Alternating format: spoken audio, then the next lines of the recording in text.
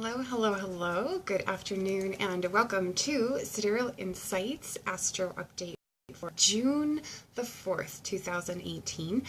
I'm Phaedra. I'm the owner and astrologer of Mystick Physick Astrology, and I use Western Sidereal Astrology here in my practice to help you reconnect with your soul purpose and to remember why you came in the first place.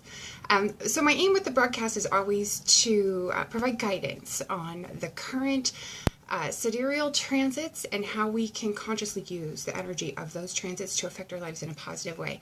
And thanks for joining me today. It's good to have you here. If you'll give me just one moment, I'm going to refresh my browser and make sure that I pull up the broadcast comments on my laptop so that if anyone has questions or comments about today's broadcast, anything that we touch on, I won't miss anything. So bear with me just a moment. I think I'm just about ready to get jumping right in. Here we go. So thank you. If you can hear me and see me okay, feel free to let me know in the comments. That may be helpful. Sometimes there might be issues, but welcome, welcome, welcome. It's good to have you. Please like and share the broadcast. Tag a friend if you have a friend that might be interested in listening to what we have to talk about today. You can follow Mystick Physick on Facebook and be sure to subscribe to our YouTube channel. But let's dive into what's up for today. So we have a lot of retrograde activity right now. We have Jupiter, Saturn, and Pluto currently retrograde. We have Neptune and Mars both about to retrograde this month. And Neptune will do that first. Will stay in Sidereal Aquarius on the 18th, and Mars will stay in retrograde in Capricorn on the 25th, 26th. Let me double check my date here. When does that happen? That's going to happen, it looks like, on the 26th. And we're going to talk a little bit more about that a little bit later on in the broadcast. And I should have a blog post coming up for you on Uranus in the 5th house, the Mystick Physick blog, talking specifically about Mars retrograde and how we use that particular transit. So stay tuned for that. We also have Venus out of bounds right now, only for a few more days. She's about to be coming up in June. We just had our full moon in Scorpio on the 29th, a little over a week ago, and that was a full moon that hopefully brought us some answers to some questions. If you've had some deep probing questions that you've been working on searching for answers for, if you've been doing some inner psychological exploration, those searches could yield results, or it could be yielding results around now. Coming up in June, however, we have more out of bounds activity, even though Venus is about to come back in bounds. We also have, as I was saying earlier in the broadcast, retrograde activity that we've got coming up that we'll be talking about. And then we'll be talking about how to handle the slowdown. It's going to be kind of a slow stretch of months for us with all the retrograde activity, which is a wonderful opportunity to just kind of take a deep breath and catch up. So there's a wonderful way to handle that. Okay, but let's talk a little bit about this out of bounds activity. So we talked about Venus out of bounds last time. Venus is a very sensual planet, meaning that she's concerned with stimulating the physical senses. So sight, sound, touch, smell, taste, all of the physical senses, and what we find pleasurable and enjoyable through our senses. And so when Venus is out of bounds, she can inspire in us, as we were talking about last month, kind of an appreciation for unconventional beauty, especially in art and music. She can make us more prone to non-traditional relationships and getting involved in non-traditional relationships, and that can be non-traditional in any sense, whether it's age differences, gender differences, partnership arrangement, that sort of thing. So any kind of non-traditional intimate relationship or non-traditional partnerships, okay, and even unusual or novel or even questionable business practices or arrangements. That's about to end. We only have a few more days left of this Venus out of bounds energy, okay, and then that'll start to normalize just as Mercury goes out of bounds. And if you'll remember, we last had Mercury out of bounds in November of last year, late last year anyway. And so Mercury out of bounds, he'll be reaching the out of bounds point on June 7th, and he'll be out of bounds for pretty much most of his tour of Gemini. Okay, and this is when Mercury moves out of bounds, and it's an expression that can make us more inclined to innovative thinking, which is a positive, especially in fields requiring skill for analysis, problem solving, or communication. So any Mercury ruled types of fields or needing Mercury ruled skills. Okay, on the flip side though, and there's always a flip side to these planets, it's easier for us to become obsessed with stories, and that can be stories that we're exposed to through literature, through popular culture, through film, or even the stories that we tell about our own lives. And that's something that we've talked about before, the stories that we tell about our own lives. So we might be prone during the coming, it's about 3-ish weeks or so, we might be prone to misconstruing people's words. We might blow things out of proportion. We might overreact. That's something that can happen more frequently when we do have Mercury out of bounds, and he's especially so when he's in Gemini, because Gemini is a sign that's very much about storytelling, right? So I want you to be very vigilant for the coming 3 weeks. I want you to pay close attention to what you're saying, how you're saying it, and pay attention to how other people are receiving it, because it can affect both sides of that equation when Mercury is out of bounds.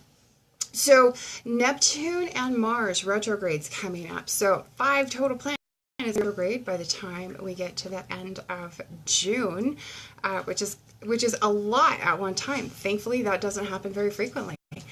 Most of those are going to be the heavier hitting outer planets, so they're going to affect broader swaths of people, but maybe not quite so personally unless you happen to have chart contact with the retrograde planet at some point, and that may be true for lots of us.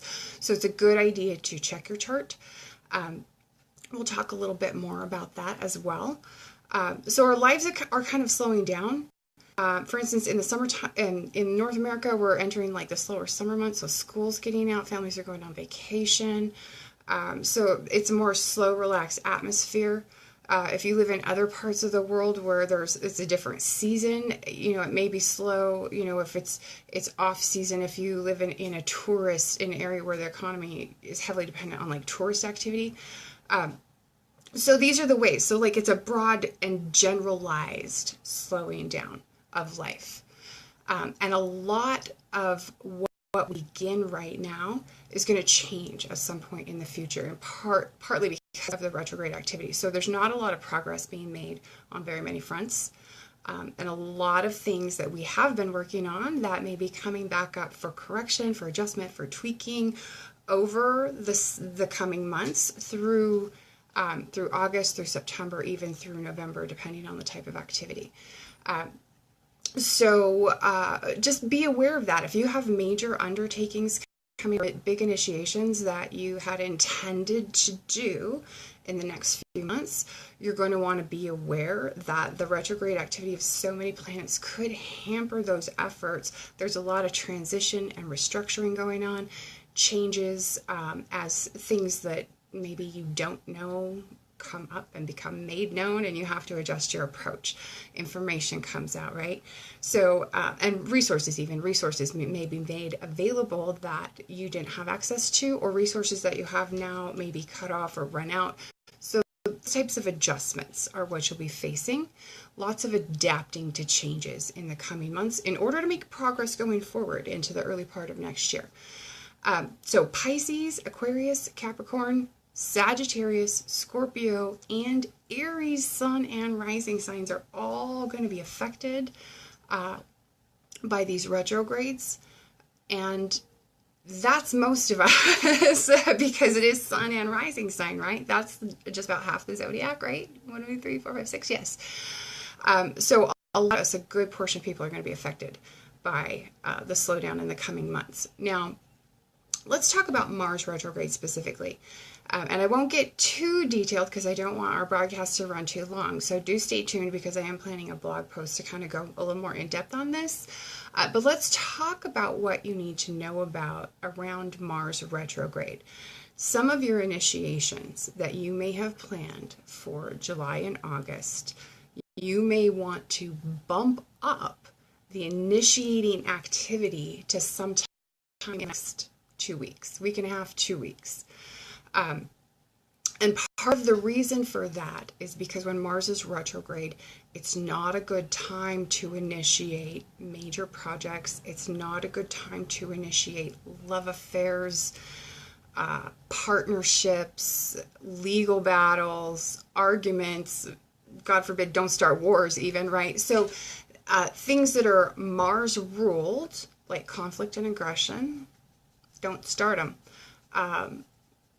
Passion, desire, activities around that, hold off. And definitely new projects, anything that requires initiative, with Mars being the planet of initiation, right? So the reason being is that Mars retrograde tends to behave a little bit like a void of course moon, but it's a much longer period of time. A void of course moon usually is a few minutes to a few hours, whereas Mars retrograde is usually a few months. And things initiated under a retrograde, Mars transit tend to fizzle out. They lose momentum. They don't go anywhere. What happens is things may seem to be going just fine until Mars goes direct again. And that's when you lose momentum. That's when they peter out. So this is because Mars is a planet of energy. It's a planet of vitality. And anytime he's retrograde, that energy and that vitality are diminished. And you don't want that built into a major initiation. You don't want that diminished vitality built into a relationship or a partnership of any kind. And you don't want diminished vitality to be influencing any type of competition or any type of challenge, for instance, like a legal challenge. If you know that you have something like that coming up between now and the end of the year, I would advise you either take your very first initiative action in the next couple of weeks, or just hold off until September, when things will be a little bit energetically, okay? So don't force things right now, because if you try to force things, if you try to push through, when those efforts are frustrated or don't go right, it's much more likely that you're going to end up irritated and angry, okay? So things not to do when Mars is retrograde. This is the month of July and August. He's going to retrograde coming up on the 26th of June, okay? Don't respond or react in anger. You don't want to respond or react in anger when Mars is retrograde, because that can backfire. It can make things worse. It can exacerbate a situation. And it usually, pretty much always, is not going to work out in your favor if you respond or react in anger when Mars is retrograde. Don't have elective surgery if you can help it. Now, if you have essential or emergency surgery that you need to have, Mars retrograde is typically fine for emergency or essential surgery. But elective surgery, I would hesitate to advise anyone to have elective surgery when Mars is retrograde. Mars rules surgeons, knives, scissors, sharp things, right? And when he's retrograde, of course, he's not at peak strength. He's not at peak vitality. Those are not recommended activities when he's retrograde. I wouldn't even try a radical new hairstyle. I wouldn't come anywhere near scissors with my hair when Mars is retrograde. Don't start a new intimate relationship or even a business partnership. Sometimes going back to an old partnership or relationship during retrograde might be tempting, because someone might come back into our lives. It rarely works out. It's really typically ill-advised to go back to an old relationship of some sort when Mars is retrograde. Typically what happens is things seem different. They seem better. You have to keep in mind, when Mars is retrograde, that difference is temporary. So when he's retrograde, we react differently in conflict. But when he goes direct again, our old conflict patterns reemerge, right? And so you'll get a reminder of why things didn't work out the first time. So even if an opportunity to go back to an old relationship or partnership comes up during July, August, I would really strongly recommend that you consider not reigniting that partnership or that relationship, okay? Don't start arguments. That's a big one. Don't start any arguments or fights. Don't initiate conflict. When Mars is retrograde, we have a saying in astrology, when Mars is retrograde, whoever starts it loses, basically. Whoever initiates loses. And part of that is because you don't have Mars's full strength behind you as the aggressor. So it doesn't matter. It could be a legal conflict, it could be war, it could be a fight with your partner, it could be with your child, it could be a disagreement about anything. Don't be the aggressor because it won't work out in your favor. You'll lose. Also, don't buy new mechanical things. Mars rules mechanical items, so it's really not wise. If there's no way around it, do what you got to do. If you have to buy something mechanical during the month of July or the month of August, I would highly recommend make sure that you have it fully insured. And it might be wise to keep it fully insured until our next Mars retrograde, which happens in a little over 2 years from now, typically. I haven't checked the dates on that, but usually it's every couple of years that Mars goes retrograde. So I would definitely take that extra amount of protection if you can't avoid or hold off buying any new mechanical item during the month of July or August, okay? And then, like I said, don't initiate new projects. You want the full support of Mars behind you anytime you're initiating something new, okay? Now, at the end of the retrograde, the very first day, the 26th, and the very end day, I believe the 28th of August, when Mars is stationary, we'll feel a really intense energy surge. Just be aware that that's going to be brief. It's going to taper off. So you might get this big energy surge, but it's not necessarily going to last. So be prepared for that energy to kind of peter out, maybe to peter out a little bit more quickly than you anticipated, especially as the retrograde continues, okay? So let's talk about what you can do during Mars retrograde. There are some things that are totally appropriate when Mars is retrograde. So there's ways to use that 2-month period of July and August constructively. Let your opponent make the first move. So if you're anticipating any type of conflict, especially if you're doing any kind of strategic planning, and you know that you might have to face an opponent during that time frame, let them make the first move, okay? You sit back and see what happens. It's also a good time to make repairs, especially if you have to make repairs of anything mechanical. Especially if those are repairs that you know you've been neglecting, that you know you've been putting off. The issue might be forced. You might have to deal with it during July and August, and that might happen due to circumstances beyond your control, which is fine, because during Mars retrograde, one of the things that's really helpful to do is just relinquish control. If you have a sun sign or a rising sign that's ruled by Mars, such as Aries or Scorpio, you might actually find that easier to do. The rest of us, maybe not so much. Relinquishing control can help the Mars retrograde go a lot more smoothly. So kind of slow down. We can use this time to reassess some things in our lives, to look for new approaches anywhere that things aren't working the way that we want them to. It's a good time to explore concepts around identity or the self. It's also a good time to examine the roles that you play in the world and the roles that you play in your own life. And then finally, one last point about Mars retrograde. This is a time when you really want to hedge your bets. You want to take a wait-and-see approach to just about everything that might come up. See which way the wind is going to blow. See which way the cookie crumbles. All that sort of nonsense. Don't take any kind of doubtful action. If you feel any hesitancy at all, you're best to just heed that hesitation, wait and see. Okay? Acting in doubt or acting when you're feeling hesitant during Mars retrograde can go wrong. Okay, so if you have any doubts or any hesitations about anything, just take a wait and see approach. Follow your instinct, basically. Okay, but you can review your goals, you can review your relationships that you have with people right now, you can review your attitudes and behaviors around sex, around anger, around conflict, self-defense, around motivations, whether they're yours or someone else's, but especially It's a time for like an inner examination. How do you respond to conflict?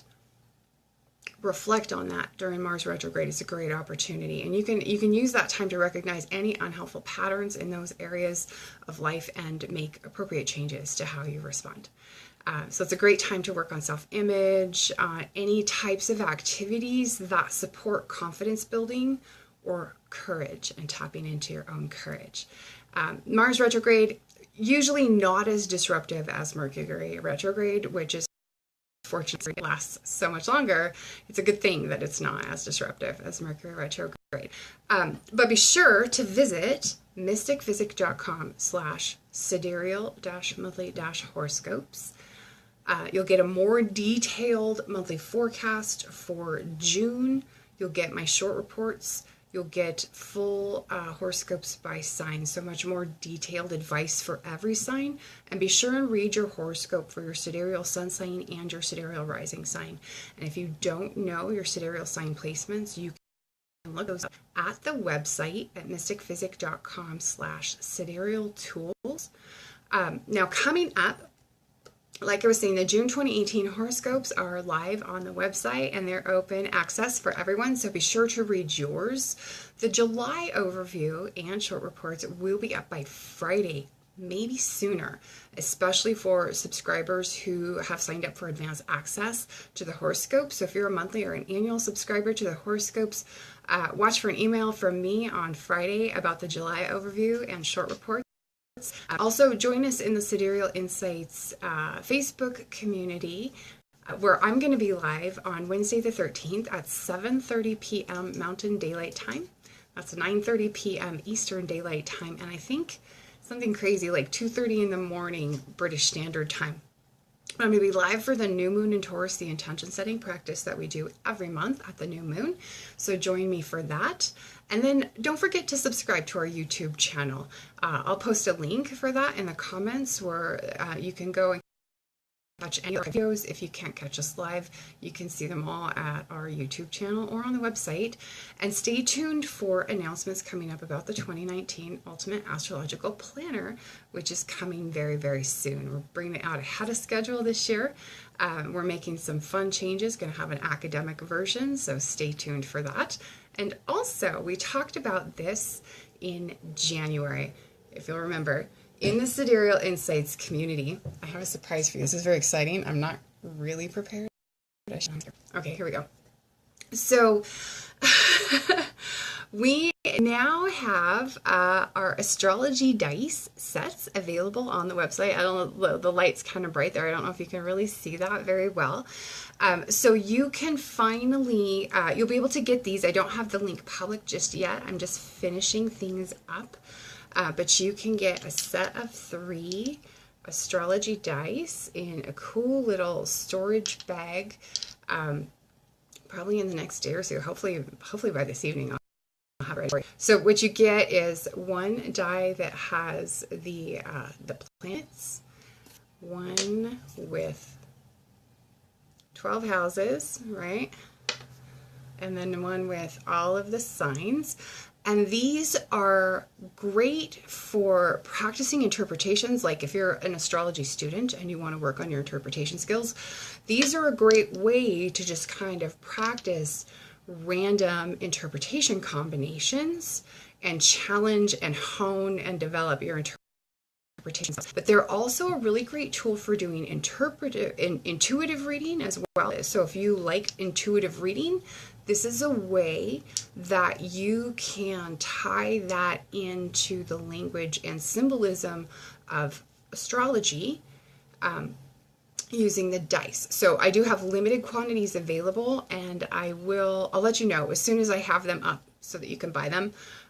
But I just wanted to let everyone know I'm so excited because we talked about this in January. Now it's finally the time, and they're going up on the website, and it's very cool. So I'll post a link for that.